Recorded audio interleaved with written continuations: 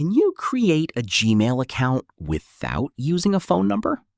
In this video, I'll show you the quickest way to create a Gmail account without phone verification. First, here, go to Chrome browser and go to the Gmail sign-in page. Now, tap on Create Account and select For My Personal Use. After that, enter your first name and last name, then tap Next. Now choose your Gmail address. You can either select one of the suggested Gmail usernames or create your own custom Gmail address.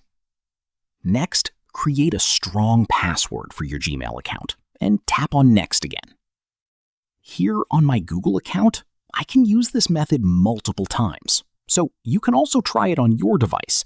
If it shows the same option, follow the steps carefully, because on some Google accounts, this feature may not be available.